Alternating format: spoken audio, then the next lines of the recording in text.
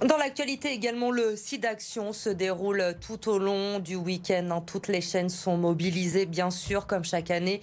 Vous pouvez appeler le 110, envoyer don par SMS au 92 110 ou alors vous rendre sur le site sidaction.org.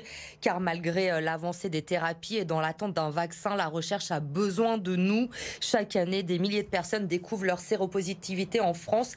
4500 patients sont traités actuellement dans la métropole. C'est un chiffre qui augmente progressivement. Alors le taux d'augmentation n'est pas évident, mais ce qu'on peut voir surtout sur l'année dernière, c'est une carence de dépistage en lien avec la crise Covid, qui a fait que les gens sont moins allés se faire tester et qui ont écarté les gens des programmes de prévention qui s'appellent la PrEP et qui sont fondamentaux pour prévenir l'infection au VIH. Il faut qu'on puisse diagnostiquer tôt les patients.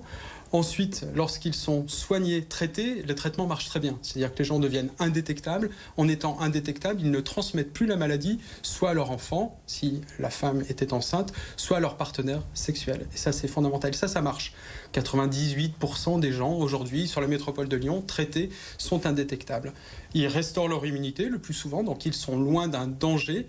Par contre, ce qu'il faut, c'est améliorer leur qualité de vie par rapport aux autres maladies qu'ils peuvent avoir, qui accompagnent les traitements au long cours, comme le diabète, un vieillissement correct. Tout ça, c'est des challenges pour accompagner nos patients. Et puis la stigmatisation reste fondamentale, c'est-à-dire quand on a le VIH, c'est difficile sur le travail, c'est difficile sur les amitiés, c'est difficile sur l'intimité.